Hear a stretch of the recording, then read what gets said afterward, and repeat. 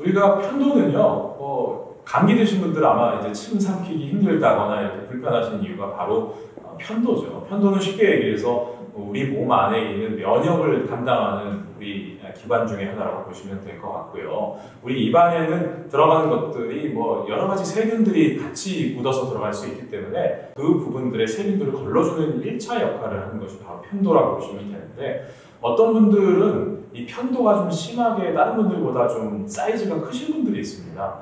그런 분들은 이 편도가 구강내를 보게 되면 작은 구멍들이 있는 분들이 있습니다. 이런 분들은 아무래도 음식물을 드시게 되면 그 구멍들에 음식물 찌꺼기가 끼게 되고요. 그게 만약에 제거가 되지 않게 되면 그 부분들이 시간이 지나면서 딱딱하게 굳게 되죠. 그리고 또 편도가 자주 붓는 분들이 또 있습니다. 이렇게 편도가 자주 붓는다거나 사이즈가 좀 큰 분들은 아무래도 그 부분들에 음식물 찌꺼기가 끼면서 또 그걸 보통 노란 알갱이처럼 보이게 되는 부분들이 편도 결석이라고 하거든요. 이 부분들이 아까 말씀드린 화합물을 배출하면서 냄새가 좀 많이 나게 되는 거죠.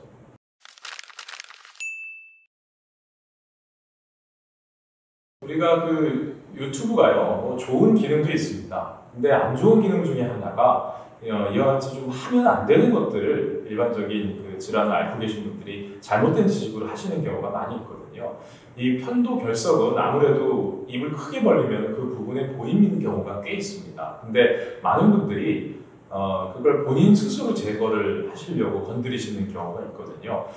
제가 그래서 아예 그런 분들한테 이렇게 코 피지를 예를 들어서 설명드립니다. 우리가 코에 피지가 있는 것들은 일단 그냥 두면 되는데요. 한번 제거하기 시작하면요, 그 피지의 구멍이 점점 더 커지면서 피지는 계속 쌓일 수밖에 없으니까요. 점점 코 피지가 커지면서 이 코 부위에 흉이 진다거나 좀 얽은 듯한 그런 상처들이 남는 경우가 있습니다. 편도 결석도 마찬가지고요.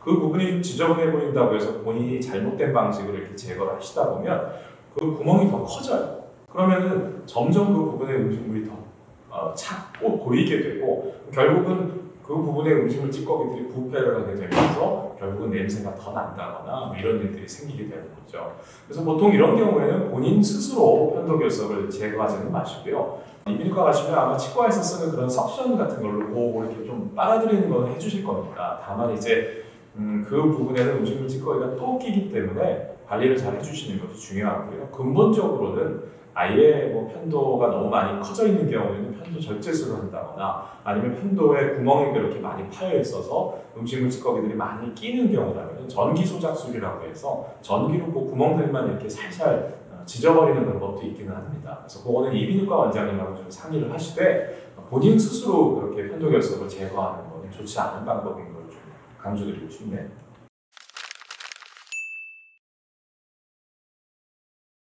네, 일단은 많은 분들이요, 보통 칫솔질을 어떻게 하시냐면은 그냥 치약을 많이 짜가지고 칫솔질을 그냥 많이 이렇게 하시는 경우는 대부분입니다. 근데 우리가 입냄새가 나는 것은 쉽게 얘기해서 앞서 말씀드린 것처럼 결국은 음식물 찌꺼기가 입안에 남기 때문이거든요. 근데 그 음식물 찌꺼기가 제거를 안 된 상태에서 그냥 주무시거나 아니면 칫솔질을 안 하시고 관리가 오래되게 되면은 당연히 그 부분이 부패하면서 치주세균이 득세해서 결국은 잇몸뼈를 녹이면서 이와 같은 일련의 과정들 때문에 입냄새가 나는 겁니다. 근데 많은 분들이 보통 우리가 칫솔질도 333, 그러니까 3분 동안은 하시는 게 좋은데, 그냥 치약이 워낙 자극적이니까 잠깐 하시고 나서 입안이 화하니까 그냥 개운하다고 생각하시고 음식물 찌꺼기를 잘 제거되지 않은 상태로 두시는 경우가 많죠.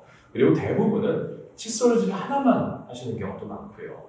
결국은 앞서 말씀드린 것처럼 제대로 된 칫솔질을 하지 않으시면 음식물 찌꺼기가 남게 되는데, 우리가 집 청소를 할 때도 청소 도구가 여러 가지가 있습니다. 예를 들어 진공청소기만 이렇게 싹 돌린 다음에 집안이 깨끗하다 이렇게 하시진 않죠. 물론 안 하는 것보다는 낫지만 집안을 깨끗하게 하기 위해서는 진공청소기도 하고 또 물걸레질도 한다거나 또 먼지를 턴다거나 또 진공청소기가 안 들어가는 부분들은 밑자루질을 한다. 청소도구가 많으면 많을수록 집안도 깨끗하게 유지가 되거든요.